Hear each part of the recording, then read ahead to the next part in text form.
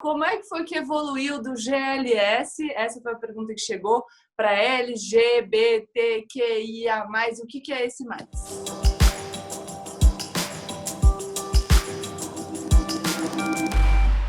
Olá, pessoal! Como eu sempre digo, a partir de agora, menos emoção e mais razão, e dessa vez numa conversa muito legal com o Pedro HMC, que eu fiquei sabendo que escolheu esse nome em virtude de um fórum das Spice Girls, é verdade?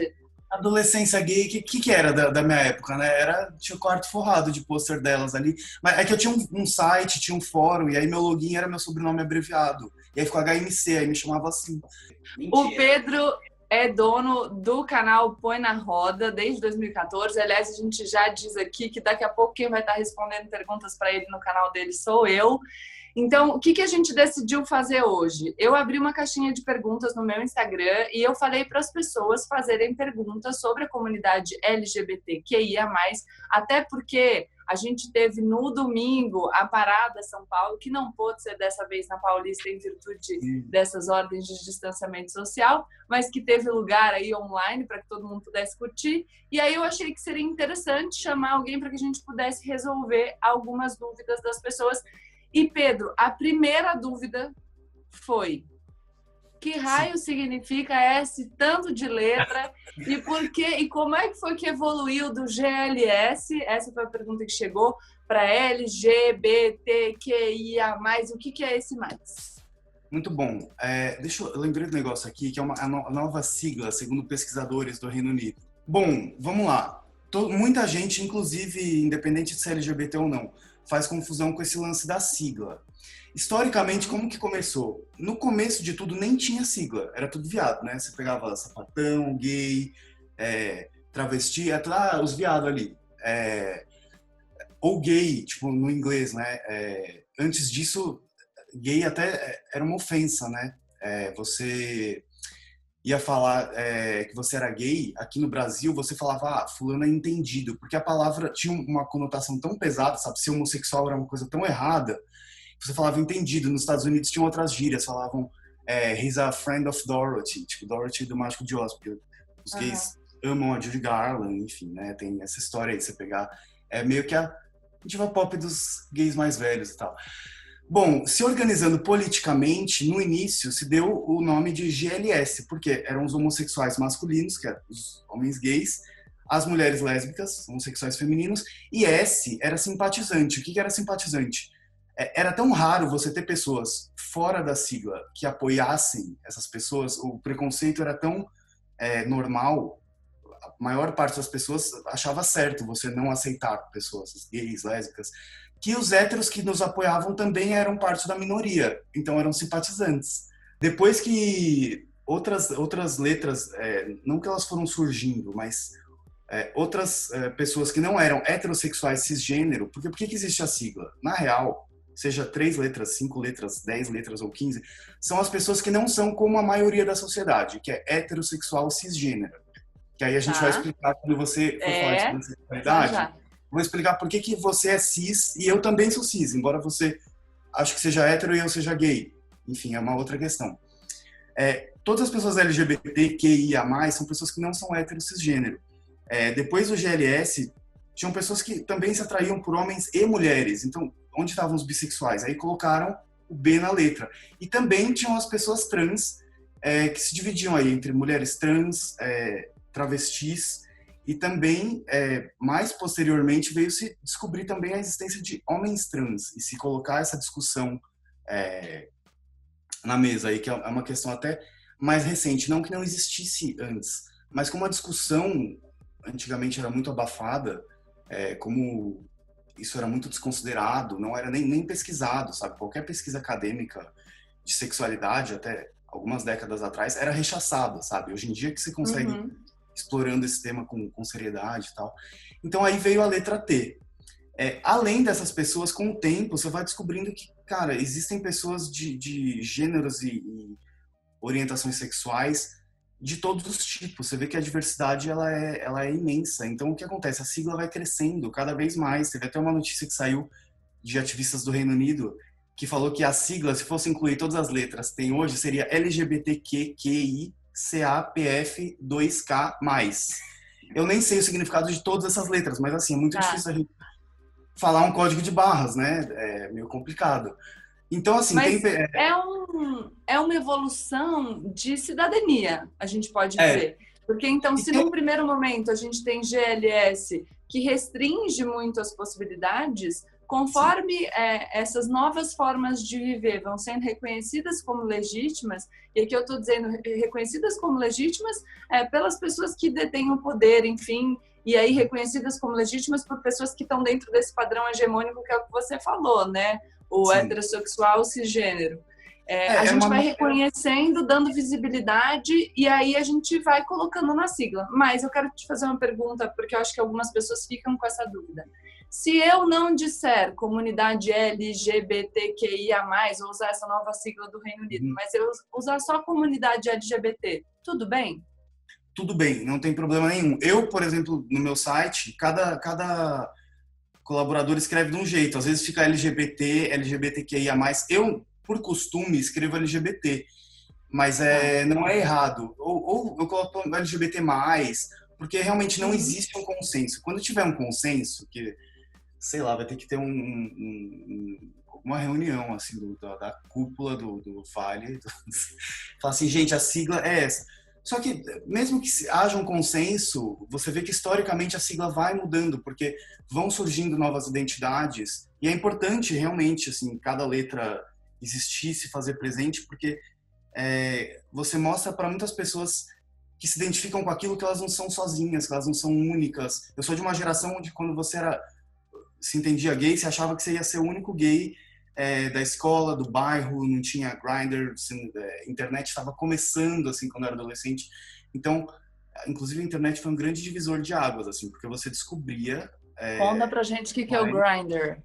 O Grindr é um aplicativo de encontros, é o Tinder gay. Na verdade, surgiu muito antes do Tinder. Tá. Por quê? Pela necessidade de você encontrar pessoas gays sem ter medo de ser violentado na rua. Então, você abriu um aplicativo no celular muito antes do Tinder, assim, anos antes. Até foi engraçado que o Tinder, quando surgiu, fez um puta barulho e tal, e os gays olharam assim, tipo, ei, a gente já tem isso. Agora, galera! Mas por quê? Porque quando você é gay, você tem medo de... Seu cotovelo tá aparecendo. Desculpa.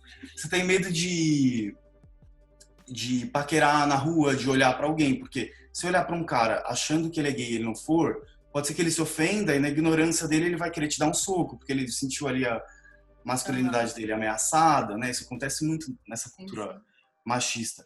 E aí o Grindr foi criado por isso. Eu lembro que quando lançou o aplicativo, eu abri o celular em qualquer lugar, a gente dá para saber quantos gays que tem ao redor e a quantos metros eles estão. Era uma coisa muito louca, assim, porque até então era muito difícil de você encontrar um cara, assim, a não ser que você fosse numa sala de bate-papo, marcasse, era muito burocrático. Sabe o que eu acho muito interessante da sua fala? Quando você está falando sobre o Grindr, a gente foi desenvolvendo a discussão a partir disso. Sempre é uma coisa de eu não sabia onde encontrar pessoas para me relacionar. Eu tinha medo de repente olhar e paquerar o cara que estava do meu lado e ele se sentir ameaçado e me agredir. Então tudo isso tem a ver com a história da falta de representatividade e de uma forma de viver que vai contra o padrão que a sociedade estabeleceu como normal, não que eu esteja estabelecendo, tá? Mas que o status quo diria que é o normal. E aí eu acho que a gente vai entendendo a relevância de você ter o LGBT+, então o mais como a possibilidade de uma existência diferente do que a gente já conhece. Então, a sigla no Reino Unido hoje pode abarcar várias letras, mas mesmo assim a gente não sabe se definitivamente serão essas letras. Então, como a representatividade vai evoluindo e a relevância de as pessoas poderem pesquisar, por exemplo, porque por acaso a gente está fazendo um vídeo, e esse vídeo não serve só para quem é heterossexual e cisgênero. Então, aqui, quando a gente fala de homossexual ou heterossexual, a gente está falando do quê, Pedro? A gente está falando da forma de amar, né? Sim, da própria identidade da pessoa, do quem você é, por quem você se atrai, e pelo direito, né, de você viver como qualquer pessoa, de maneira saudável, a sua sexualidade, o seu amor, o seu afeto, enfim. Você tem esse quando direito, a gente fala de heterossexual e homossexual, é sexualidade. E só para as pessoas entenderem, quando a gente fala de cisgênero, Por que eu sou uma heterossexual cisgênero? Porque o que é cisgênero? Quando você nasceu, o médico tirou você ali da barriga da sua mãe e ele viu que era um bebê que tinha uma vagina, imagino. Aí ele olhou e falou assim, pô, é uma menina, porque a sociedade ainda tem esse conceito de que se você tem uma vagina, você é uma menina, se você nasceu com um pênis, você é um menino. Mas, o que acontece? Em uma minoria aí da sociedade, acontece o oposto. Você enxerga um genital e atribui um gênero à pessoa de acordo com o genital, mas quando a pessoa vai crescendo e se conhecendo, se entendendo, ela descobre que ela não se identifica. E assim, é uma questão muito, muito profunda. Assim, ela não se identifica em nada com aquilo. E normalmente você vê, conversando com pessoas trans através de vídeos que eu fiz no canal e tudo mais, tendo o Paulo assim também como exemplo e assim já sabendo de como foi a história dele, você vê que a transexualidade ela ela dá sinais normalmente desde a infância. Pode ser que uma pessoa se descubra tarde e tudo mais, principalmente pessoas de uma geração mais antiga, onde isso não era discutido, não era colocado luz nessa questão, então e a pessoa também não tinha representatividade, então é muito difícil de você, por exemplo, até eu me entender como gay foi difícil, porque a referência que eu tinha de gay era meu tio que falava, os viados aí no Silvio Santos cantando. E aí quando eu vi que eu era viado, eu falei assim, gente, mas peraí, eu não tô com vontade de fazer show performance, são shows belíssimos que tinha lá no show de calouros, não sei o quê. Mas assim, você entende que é muito diferente para um Você não adolescente. precisa ter um estereótipo de existência, né? Você pode... Não é só aquilo. Para um adolescente que cresce hoje é muito mais fácil ver até nos desenhos, sabe, personagens nas séries de orientação sexual e gênero completamente diferente. A pessoa se entende muito antes. Gerações antes da minha, às vezes o cara ia casar com mulher para descobrir que ele não gostava, mesmo se forçando, e aí ele ia ter uma vida escondida, enganando aquela esposa dele, depois tendo filho. Tem um vídeo que eu fiz no meu canal que é incrível, que são homens gays que casaram com mulher e contando como foi esse processo. E aí você percebe que todo mundo é vítima nesse processo. Da homofobia da sociedade, da ignorância da sociedade, das pessoas. Porque, assim, ele acabou enganando a mulher porque ele tentou se enganar e que bom que as gerações mais novas têm representatividade porque as pessoas estão se entendendo cada vez mais cedo. Assim, hoje em dia, pré-adolescentes, eu fui fazer uma matéria do Põe na Roda em uma escola porque os alunos fizeram um protesto porque a quadrilha da festa junina tinha que ter casal de lésbicas e casal gay. E aquilo dividiu o corpo docente, os pais dos alunos, que metade era contra, metade era a favor. Só que a maior parte dos alunos queria. E aí você vê uma diferença dessa geração que eu falo, cara, na minha geração era só uma ofensa ser bicha, desde que eu era criança. E hoje em dia você vê que mesmo alunos héteros e a geração mais nova, eles têm uma abertura e justamente porque isso é discutido, porque tem representatividade, porque se joga... É a história de você poder crescer vendo que a tua existência é normal. Então, quando eu falo disso, eu sempre gosto de dizer que a importância da representatividade, claro que ela é importante, claro que esse reconhecimento de existências diferentes do heterossexual cisgênero e, portanto, de uma pessoa que se sente atraída pelo sexo oposto e que se identifica segundo o seu sexo biológico, então essa sou eu. O reconhecimento de uma existência diferente dessa é importante não só para que as pessoas não tenham preconceitos, mas principalmente para que a meninada que está vindo aqui e que se identifica de maneira diferente com o que é considerado o padrão, consiga olhar para aquela representação e falar, poxa, eu não sou anormal.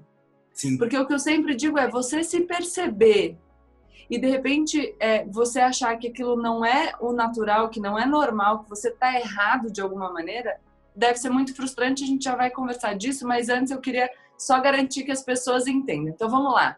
L. O que é o L? L são as lésbicas, é mulher que gosta de mulher. Independente de ser cisgênero ou transgênero, então que pode se identificar com o seu sexo biológico, nesse caso cisgênero ou não, nesse caso transgênero, e aí ela é homossexual. Isso, ela se atrai por mulheres. Ela se ela estiver na rua, na boate, ela vai olhar para mulheres porque é por aquilo que ela tem afeição, desejo. Os gays são homens que se atraem por homens. É isso. Que podem também ser homens cis ou trans. É isso. Tá. Você é um homem cis... Gay cisgênero, Isso, um homem cis, exatamente. Então, tá. Então, ó, para o pessoal ir entendendo, por que que o Pedro é um homem cis? Porque ele se identifica... vai. E o médico viu um pênis ali e falou, olha, é um menino. Eu cresci e falei, sou um menino mesmo, nunca tive Exato. nenhum desconforto com a minha identidade, com o meu gênero, nunca me senti uma mulher, enfim, para ser trans, nem... Mas se atrai por homens, então é homossexual. Porque tem três questões aí, né? Tem a questão de ser cis ou trans, tem a questão do gênero, que é o que eu sou, e o desejo, que é do que eu gosto. Porque muita gente acha, né, que se você nascer homem, você tem que gostar de mulher, ou se mais confuso ainda na mente de algumas pessoas, são pessoas trans que são gays e lésbicas. Por quê? Por exemplo, tem um exemplo aqui do lado. O Paulo. Oi, ele nasceu, a gente tá escondendo o nosso exemplo. É que ele tava aqui, meu marido. Então, o Pedro, ele é homem cis gay. Eu sou homem trans gay. Ó, gente, a nossa internet falhou, então nós vamos explicar de novo com o nosso exemplo, porque a gente falou que o Pedro é um homem cis Gay. homossexual, porque ele nasceu com um peru, e aí o médico falou, menino. Eu falei, e aí ele, quando tava crescendo, falou, pois é menino mesmo, tô tranquilo, tá tudo certo. Menino, mas gosto de meninos. Isso. O Paulo viveu uma experiência diferente. Sim. Porque ele nasceu menina, então em vez de um peru, era uma periquita. O médico falou, menina. E aí, quando o Paulo foi crescendo, o que aconteceu? Não sou menino. Sou um homem. Exatamente. E aí, você passou a se identificar como homem, mas você gosta de homens, se sente atraído por homens. Sim. E é uma confusão que muitas pessoas falam, que é o que eu tava falando um pouquinho antes, que assim, muita gente acha que porque você é uma mulher trans, você vai se atrair por homem. E se você for um homem trans, você vai se atrair por mulher. Porque a gente parte do princípio que a maioria é hétero. Então as pessoas se confundem. E às vezes as pessoas se perguntam, mas por que você fez a sua transição? Na linguagem popular, as pessoas falam, por que você virou homem se você gosta de homem? Mas não tem nada a ver, porque senão não existiriam mulheres lésbicas, né? Enfim, que se entendem mulheres, mas se atraem por mulheres, né? Ou eu não seria um homem gay, porque não é porque eu nasci homem que eu gosto de mulher, né? E porque eu entendo como homem. Então, para resumir, vê se vocês concordam comigo. A gente precisa... as pessoas precisam distinguir entre duas coisas. Uma coisa é a forma como eu me identifico. Exato. Uhum. Outra coisa é a forma como eu amo. Sim. Isso. Por quem eu me atraio, quem eu sou e de quem eu gosto. Como eu sinto desejo. Essa identidade de gênero é como eu me vejo, né? Se eu sou cis, eu sou trans. E orientação sexual para a pessoa por qual eu me atraio. Se eu sou lésbico, se eu sou gay, se eu sou bissexual, pansexual. A gente vai falar do bissexual, pansexual já.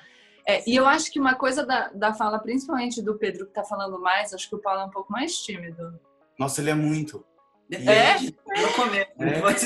Nos vídeos do canal, olha, vai, Paulo, fala. Olha só, gente, uma coisa muito importante, que vai ficar fácil para todo mundo que está assistindo. Muita gente perguntou o seguinte, como eu me refiro a uma pessoa trans? Como eu chamo essa pessoa? Que pronome que eu uso? E é muito fácil. Quando vocês estão olhando para a tela aqui, vocês estão olhando para o Paulo, vocês estão vendo um homem, certo? Então vocês chamam de ele. É o Paulo. Porque não interessa o que ele tem ali dentro da roupa. É como a gente enxerga a pessoa, como ela se mostra pro mundo. Uhum. Mas isso Não, pode falar. Hã? Não, eu tô só fazendo um adendo. Mas existem pessoas que são muito andrógenas, então você não sabe ao certo como você chama. E aí como faz? Aí você pergunta E aí? Nome. Pergunta educadamente. Qual que é o seu nome? Se for um nome, sei lá, Ariel. Aí você pergunta de novo. Você quer ser chamado de como? Ele, ela. Educação. O Pedro estava falando de pessoas trans, acho que o Paulo pode falar um pouco disso também. A porcentagem de pessoas trans ainda é muito pequenininha, então é uma minoria, bem minoria, que sofre muito preconceito. E a gente tem que sempre pensar que a pessoa, e essa vai fazer parte de uma outra pergunta que as pessoas fizeram, a pessoa não escolhe, por isso que não pode falar nem em opção sexual, nem em opção da pessoa de ser transgênero. A pessoa nasce desse jeito, a única maneira que ela tem de ser feliz é viver de acordo com a existência dela. Então não é uma opção. Ninguém escolheria meu palpite, aí vocês podem me responder.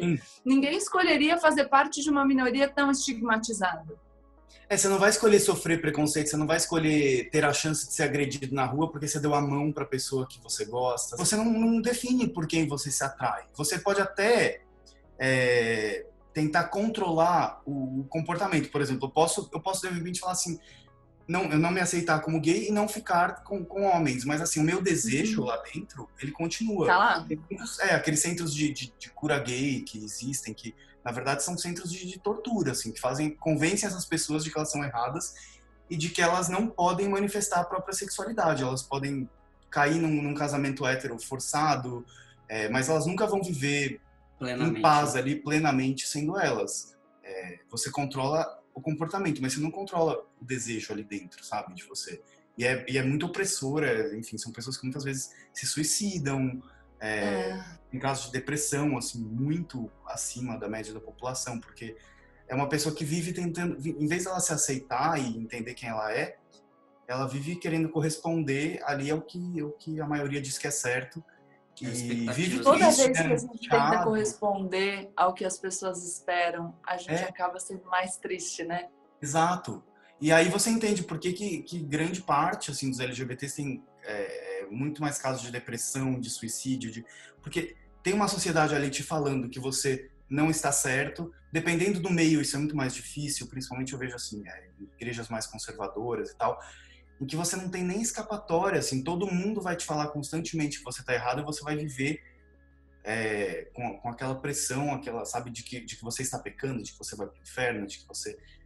a religião, nesse sentido, é um grande peso, assim, eu vejo pelas inbox que eu recebo muito no Põe na Roda, normalmente quando a pessoa não se aceita e ela vem se abrir, minha família é muito religiosa, eu acho que eu vou para o inferno, a pessoa acredita naquilo tão piamente que, nossa, você vê um sofrimento tão triste, assim, porque você vê como aquela pessoa podia estar feliz vivendo plenamente, assim, sabe, o exercício da sua afetividade, sexualidade, e ela tá ali se condenando e o tempo da vida dela passando, mas a gente tá aqui para tentar dizer que aliás, tudo eu vou até falar disso. Quando as pessoas me perguntam, eu devo falar opção sexual ou orientação sexual? Orientação. Porque não é uma escolha, então não tem opção nenhuma. É muito simples. Tem um vídeo que eu saí nas ruas perguntando para heterossexuais, eu falava assim, você acha que a pessoa nasce gay ou ela escolhe? E a maior parte falava, eu acho que é uma opção, acho que a pessoa escolhe. Eu falava, tá legal, e quando que você escolheu ser hétero? As pessoas ficavam assim, ó, olhando pra câmera. Porque aí que elas pensavam, caramba, em que momento que eu escolhi? Eu não escolhi.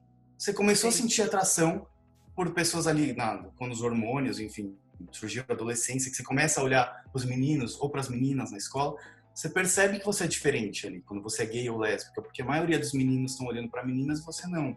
Com as meninas acontece e aí, assim, você percebe que você é diferente só porque existe uma maioria, talvez de mentira, né? Porque muitas pessoas não têm coragem de vivenciar a própria sexualidade, porque a sociedade é preconceituosa. Então, o que eu falo, a gente nunca vai saber se de fato a maioria é heterossexual, porque a gente tem uma imposição de valor e as pessoas se limitam. Algumas pessoas dizem, mas hoje em dia a gente tem mais gays e mais trans, é porque a sociedade ficou muito liberal. Pessoal, é só porque as pessoas estão tendo coragem de assumir, porque antes elas já eram, só que elas viviam uma vida triste, escondidas, constritas, entendeu? Por que a gente quer que as pessoas vivam tristes, gente? Não é melhor todo mundo viver feliz segundo aquilo que faz feliz a essas pessoas, se elas não estão incomodando ninguém, não estão lá constrangendo os outros, tá tudo certo. A realidade de outra pessoa, ou com quem você se relaciona, ou como você se identifica e quer ser respeitado, isso não fere ninguém. O que fere, na verdade, é justamente essa opressão, né? De você querer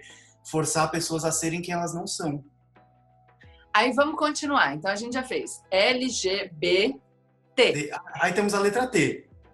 Vamos aí. A letra T, temos as mulheres trans, homens trans, que são pessoas que nasceram ali identificados como meninos, mas se entenderam meninas, nasceram e foram identificados ali pela sociedade como meninas. É bom que ele tá aqui. E entenderam meninos. E também tem travestis, que, Paulo, acho que você pode falar com mais propriedade sobre isso, mas que assim, tem muita gente perguntou a diferença entre trans e travesti. Então vamos lá, gente. Antes de tudo, vamos falar assim. que a gente fala que transgênero é como se fosse um guarda-chuva que engloba homens trans, mulheres trans, não binários, trans-X, engloba todo mundo ali dentro. Qual que é a diferença de transgênero e transexual? Tem duas linhas. Uma que é a mesma coisa, só que... diz isso, o pessoal hoje se entende transgênero como transexual, e que transexual está muito atrelado ao genital, então o pessoal não gosta muito disso. Né? Fala mais transgênero. Hoje em dia seria um pouco mais falar sobre transgênero, e tem aqueles, mesmo assim, que entendem que são duas coisas diferentes. Que transgênero é a forma como se vê, como você se identifica.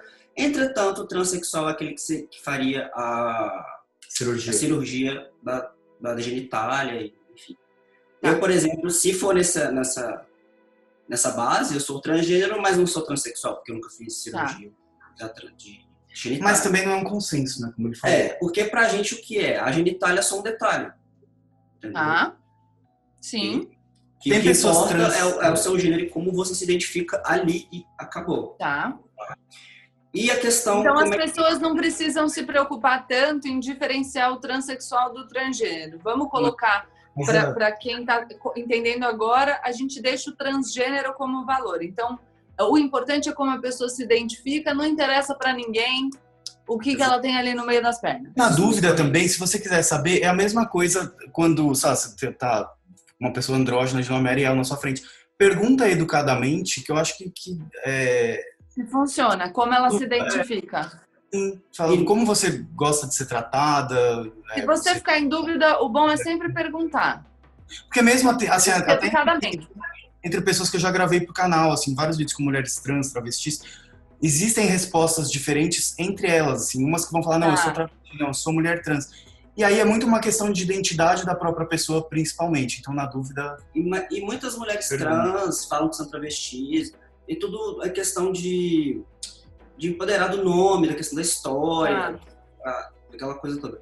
E também tem a parte do que as pessoas falam, não, travesti é que não fazem a cirurgia do órgão genital. E as mulheres trans são as que fazem. Não necessariamente. E o quê? O quê? Ele vem do inglês, que é o queer, que é uma gíria que antigamente era usada para xingar pessoas LGBTs, que o queer, a tradução é meio... desviado, torto, é uma coisa assim, tipo, acho que se usava aqui no Brasil, né? Desviado, ou uma coisa assim. Virtual. Não, mas tinha uma gíria parecida, assim. Mas que aí o que aconteceu? Essas pessoas se apoderaram dessa letra, falaram assim, eu sou queer, e aí se tornou uma coisa positiva, e o que significa? Meio que ela é usada como um guarda-chuva, sabe? Do tipo, se você se sente dentro dessa comunidade, mas você não se sente L, nem G, nem B, nem T, e se não tem a sua letra, mas você se sente não vou usar a mesma expressão. Seria o S anterior? Eu acho que não, porque o S seria mais os héteros cis. Os amigos. Os aliados da causa.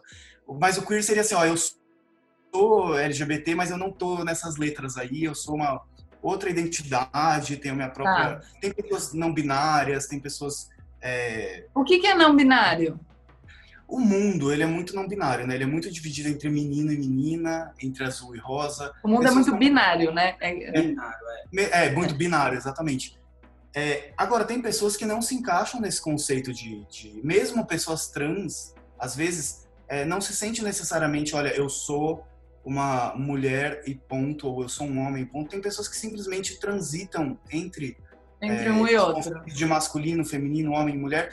E tudo bem, elas não são obrigadas também a vestir um rótulo, e elas têm o direito também de transitar. Então, tem pessoas que são não binárias que, sei lá, dependendo do dia, ela vai estar se sentindo mais masculino, mais feminino, ou ela vai sempre se sentir meio ali no meio entre um e outro. Ela não é obrigada a se identificar como homem e mulher. Aí são as pessoas não binárias.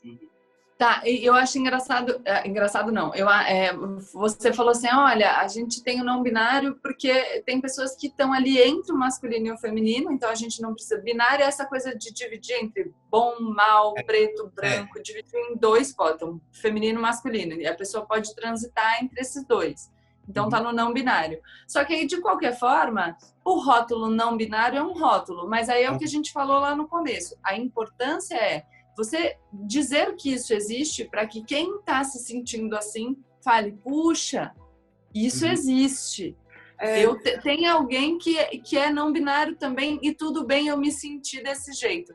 Então, por mais que a gente fale que a gente precisa fugir... Porque o que as pessoas me perguntaram muito? Vocês estão falando de diversidade, mas será que esse monte de letra não desagrega mais do que agrega, não gera mais desunião e não tenta rotular tudo? Só que a gente está falando da importância da representatividade. Então, da representatividade no livrinho para criança, da representatividade disso na mídia, da representatividade nos canais, da representatividade em todas as esferas da nossa sociedade, para que as pessoas se vejam. Representatividade tem a ver com as pessoas se verem representadas em todos os lugares. E quando você se vê representado num lugar, você passa a entender que você pode existir daquela maneira, que você pode ocupar aqueles espaços. Por isso que a representatividade é tão importante. E aí é por isso, então, que é importante que a gente tenha um nome só para que as pessoas digam, poxa, isso existe, eu sou normal, a sociedade me reconhece, então tá tudo bem?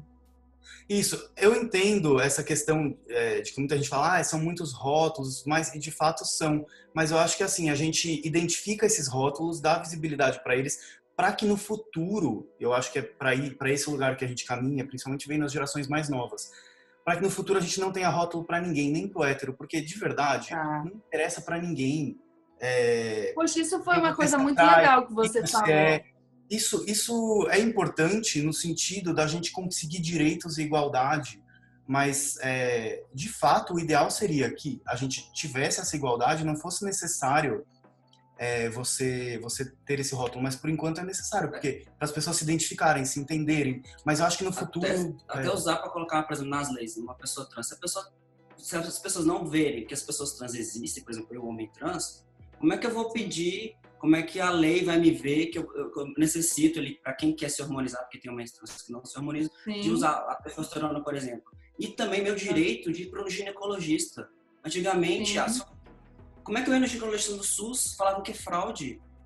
Se eu juntava o meu nome, eu mudei meu gênero no papel lá oficialmente, como é que eu vou ter esse meu direito, entendeu? A gente precisa disso, falar sobre isso, para ver que a gente existe e que Claro. Para trazer visibilidade mesmo, para que vocês possam exercer os direitos. Vou falar sobre exercício de direitos rapidinho, sobre a questão dos trans, falando sobre uso de banheiro e identidade. Então, a gente já tem 2 julgados do Supremo, na verdade um que já acabou, o outro que está acontecendo, mas a gente tem 2 temas de repercussão geral, vou até olhar aqui na minha cola. O primeiro tema de repercussão geral é o tema 761 do Supremo Tribunal Federal, depois eu posso ensinar as pessoas a pesquisar isso no Instagram, mas que fala sobre o direito que as pessoas trans têm de se identificarem segundo o gênero com o qual elas se identificam. Então, por exemplo, o Paulo, quando ele passou a se identificar como homem, ele tem o direito de ser chamado como homem, então pelo pronome masculino, ele tem o direito de ter a documentação nesse sentido, ele tem o direito de ter uma identificação civil que se adeque ao como ele se vê, tá? E isso basta uma declaração. O que o julgado fala que é muito importante o Estado deve reconhecer a personalidade e não determinar a personalidade. Então, a partir do momento que a pessoa se identifica daquela maneira, a gente tem o dever de respeitar essa autoidentificação. E outra coisa muito interessante, que é uma discussão que ainda está muito presente, é o uso do banheiro, segundo a forma com a qual a pessoa se identifica. O tema 778 da repercussão geral já tem votos dos ministros Edson Fachin e Luiz Roberto Barroso, no sentido de que a pessoa tem o direito de usar o banheiro segundo o gênero com o qual ela se identifica, o que significa que o Paulo vai no banheiro masculino e uma mulher trans, portanto, que nasceu e foi identificada como homem, mas que depois se identificou como mulher, ela tem o direito de usar o banheiro feminino. Então, esse é o sentido que vai também a jurisprudência do Supremo Tribunal Federal, mas a gente vê, por exemplo, teve um caso recente num shopping em que uma mulher trans foi impedida de usar o banheiro feminino, embora fosse uma mulher, identificada como mulher, tá? E aí eu lembro que muita gente falou para mim assim, mas o uso do banheiro tá atrelado ao sexo biológico. E sabe o que eu acho muito engraçado? Porque qual foi a última vez que vocês abaixaram a calça para entrar no banheiro? Dentro da cabine você não sabe nem o que cada um tá fazendo, né? Assim, porque a gente entra no banheiro segundo aquilo que a gente aparece, gente. Parece. A nossa identificação é que faz com que a gente escolha um banheiro ou outro. E aí o Pedro trouxe um dado muito relevante que está, inclusive, no voto do ministro Luiz Roberto Barroso. Quem quiser ler, vale muito a pena esse voto, que fala o seguinte: o que de mais íntimo tem ali na situação do banheiro é dentro da cabine, tá? E qualquer alegação de constrangimento que se possa fazer a uma mulher cis, uma mulher como eu, que nasceu, foi identificada como mulher e segue se identificando como mulher, que poderia acontecer, não chega nem perto ao constrangimento a que vai ser submetido uma mulher trans se ela tiver que usar o banheiro masculino. Vou contar uma coisa para vocês, que eu sempre falo, e quando as pessoas me falam de violência. A gente sabe, por exemplo, que existe violência não só entre sexos opostos, né? De homens contra mulheres. Então, por exemplo, existe violência sexual de homens contra homens. Existe violência sexual de homens contra meninos. Quando a gente pensa aí nas histórias, já que a gente falou de religião envolvendo a Igreja Católica, a gente tem alguns exemplos muito tristes sobre isso. O meu pai morreu quando eu tinha 6 anos. Meu irmão tinha 4. Então, éramos minha mãe, eu e o meu irmão. O meu irmão tinha que ir no banheiro masculino sozinho. Ai, que dó, gente, criança. E esse medo, porque primeiro ela levava ele no banheiro com ela, mas aí o menino vai ficando maior, ele não quer mais ir no banheiro de mulher, porque é essa história, né? Essa identificação que a gente sente a necessidade o tempo todo, essa pressão toda, principalmente sobre os meninos, ele queria ir no banheiro masculino e ele tinha que ir sozinho. Verdade. E aí, não existe o risco da violência? Exato. Com essa violência, ninguém tá preocupado? Então, como funciona um pai solteiro que tem uma filha menina? Exato. Né? Então, tudo isso, talvez a gente precise começar a pensar, já que a gente está preocupado com a violência, então vamos tentar achar soluções? É o que você falou, tudo bem a gente se preocupar, mas primeiro, não vamos partir do pressuposto de que quem comete violência é o diferente da gente. Não é, viu, gente? Sim. Então, assim, vamos excluir esse preconceito aí, vamos se colocar nessa roda. E depois, vamos pensar em alternativas que não vulnerem ainda mais grupos que já são vulnerados e estigmatizados, porque senão a gente vai estar, sob a justificativa de diminuir a violência, a gente está perpetuando violência. Estigmatização, rótulo, preconceito é violência. Uhum. É um discurso violento. Então, a gente não pode falar que a gente estamos preocupados com o incremento do nível de violência se a gente está, na verdade, contribuindo para que ela aumente. Né? Acho que... E, na realidade, você está diminuindo a violência, né? Quando você permite que a pessoa use, porque ela é constrangida no banheiro ou agredida no outro, né? Então, estatisticamente, é muito mais provável que uma mulher trans seja agredida no banheiro masculino do que uma mulher trans abuse de uma mulher no banheiro feminino. Assim. E outra, parece que você está querendo naturalizar que é normal a situação de abuso, ou que ela seria tolerável caso... Não, o abuso que tem que ser punido independente da identidade de gênero, sexualidade da pessoa, seja quem for que entra ali para cometer um crime desse. Vamos lá, só as 2 últimas letras. I e A. E o mais. E são as pessoas intersexo. Lembra antigamente quando se falava em hermafrodita? Só que mudaram o nome para intersexo, que são pessoas que nascem biologicamente, realmente, de ambos os sexos biológicos. Às vezes nasce mais de um, mais de outro. E tem uma porcentagem expressiva da população que nasce, que eu acho que se aproxima de 1%, mas isso é um assunto ainda muito tabu. E muitos pais e médicos tentam resolver isso ali quando a criança nasce. E é uma violência contra a pessoa, porque existem casos de pessoas que nascem intersexo, aí o médico olha, acha que o pênis está mais desenvolvido que a vagina, o que acontece? Ele vai operar para deixar de um jeito. De repente, essa pessoa cresce com o pênis e ela descobre ali na cabeça dela que ela se identifica como mulher. Aí o que acontece? Você forçou uma pessoa a ser trans. Então, tem alguns países de primeiro mundo e tal, mais que estão discutindo leis atualmente para proteger essas pessoas, para que não seja permitido fazer cirurgia até que seja ali pré-adolescente e tal, para a pessoa responder por si. Porque é uma violência, né? Você definir o gênero da pessoa, ela acabou de nascer, e você fazer uma cirurgia, e não são poucas as pessoas intersexo, assim, estatisticamente, porque isso é uma coisa muito velada. Nenhuma família vai falar que o filho nasceu dos 2 sexos biológicos, é muito difícil. É porque, aparentemente, ali, a maioria tentou resolver de um jeito e acha que vai esconder aquilo e nunca mais vai ser falado e tal. Isso é um dos problemas da binariedade. Binariedade, sim. E o A são assexuais, que são pessoas que não sentem desejo sentem muito pouco de fazer sexo, mas isso também não significa que essas pessoas não possam constituir relacionamento romântico. Porque uma coisa me perguntou. Romântica, do tipo... existem relacionamentos que não tem sexo, né, gente? Assim, não é o sexo que caracteriza, que determina se aquilo é um relacionamento amoroso entre duas pessoas ou não, embora a maior parte das pessoas tenham desejo sexual e façam sexo. Mas tem pessoas que são assexuais, elas... E tá tudo bem por elas não sentir o desejo sexual e não fazer. Ou até, eventualmente, se ela quiser fazer, tudo bem também. Mas a maioria, na maior parte do tempo, não sente, né? Ela se identifica como assexual. Sim. E você percebe que todas as letras são simplesmente pessoas que não são hétero cisgênero, como a maioria, né? Sim, é um reconhecimento da diversidade.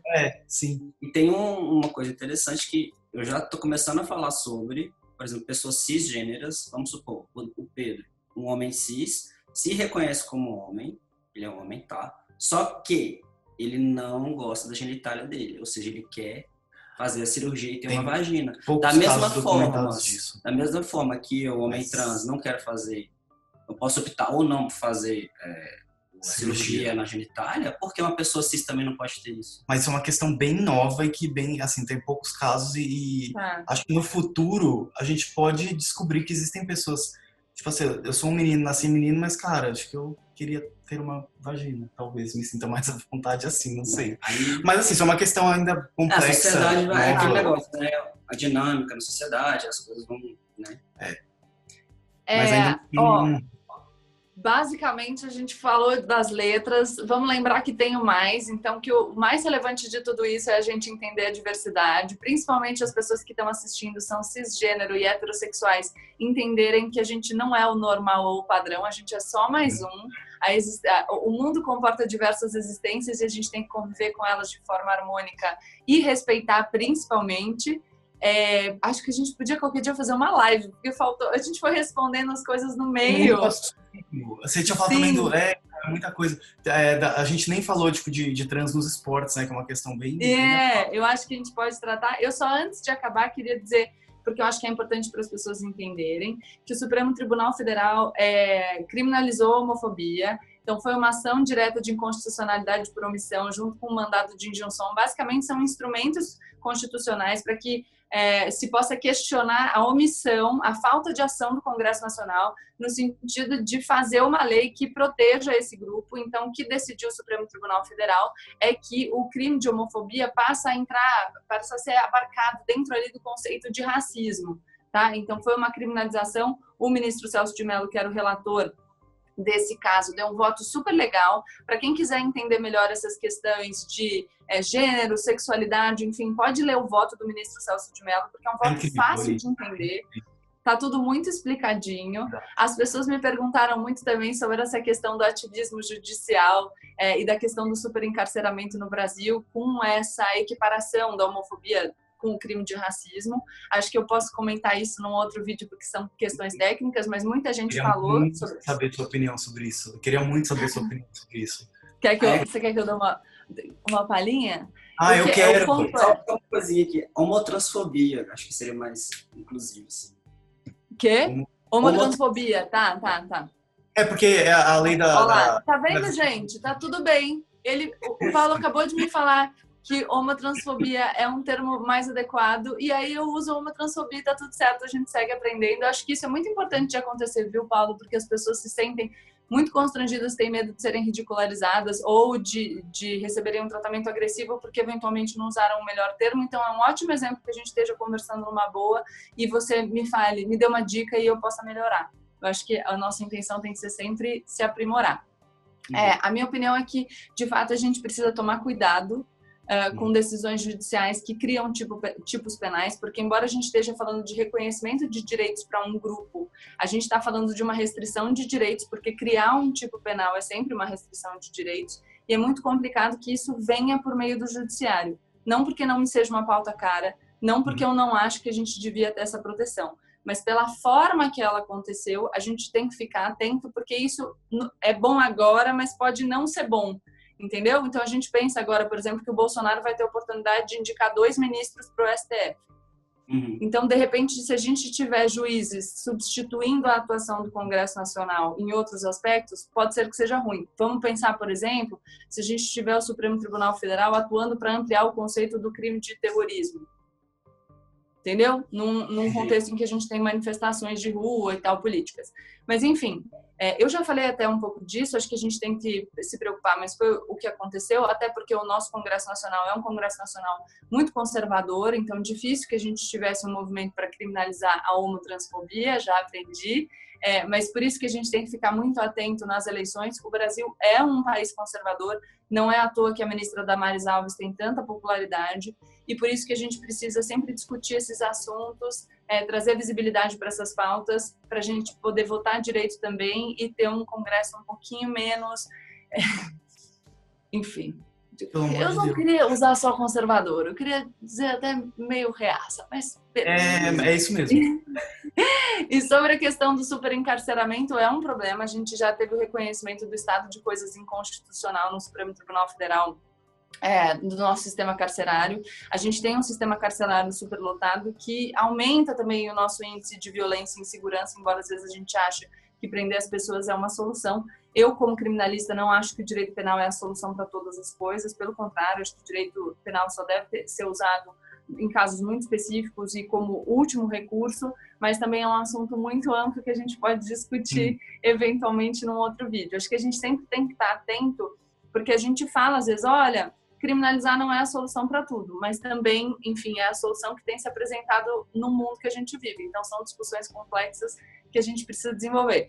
Por fim, gente, desculpa, pessoal que está querendo acabar o vídeo, doação de sangue por homossexuais. O Supremo Tribunal Federal acabou de dizer que é inconstitucional aquela disposição de que um homossexual, para doar sangue, um homossexual homem, para doar sangue, tinha que esperar 12 meses desde a sua última relação sexual. Teve uma discussão que a Anvisa não estava cumprindo essa decisão, porque a Anvisa estava esperando a publicação do acórdão. Algumas entidades representativas dos direitos LGBTQIA+, já que a gente está falando da sigla, entraram com uma reclamação, que é um instrumento para você reclamar que uma decisão do Supremo não está sendo cumprida, e aí o Supremo, enfim, a Anvisa já comunicou ao Supremo que está cumprindo sim, então que ela foi avisada e cumpriu, mas essa é a controvérsia, entendeu? Tem uma decisão do Supremo, a Anvisa disse que estava esperando o acórdão, o Supremo alguns ministros já se manifestaram dizendo que não precisava esperar, teve reclamação, e aí a comunicação da Anvisa foi no sentido de que ela está cumprindo sim, então vamos aguardar. É isso, gente. Obrigada, Pedro Paulo. Nossa, cara, como rendeu esse assunto, meu Deus. Tem muita coisa pra falar, a gente deu uma pincelada. Desculpa, Priscila e Guilherme. A gente demorou muito. Sempre Espero bom. que todo mundo tenha gostado. Quem tiver, muitas perguntas chegaram no sentido de como eu faço para me assumir, como foi para o Pedro ou para o Paulo se reconhecerem dessa maneira, como é que foi a relação com a família, quanto tempo eles demoraram. Eu acho que vocês podem procurar o Pedro e o Paulo nas redes deles. Posso dizer para as pessoas? Procurar o Põe na Roda, o canal, para vocês se informarem, se sentirem mais seguros. Procurem pessoas com quem vocês possam conversar, para que vocês se sintam mais confortáveis. Acho que esse é o recado para o final do vídeo. E para quem não está nesse processo, entendam que se teve muita gente me perguntando como que faz para ser aceito, como que faz para lidar com a constatação de que ou é trans ou é homossexual. Isso acontece porque nós, os heterossexuais cis, estamos oprimindo essas pessoas. A nossa sociedade faz com que a existência delas e o reconhecimento delas da própria personalidade seja difícil, seja dolorido, e isso não é legal. A gente devia querer que todo mundo vivesse feliz. Esse seria um mundo melhor para todos nós. Espero que vocês tenham gostado do vídeo. Eu amei, obrigado pelo... Não, como é sensato, eu ficava assistindo você assim no debate ali, tipo, a gente concordando com tudo.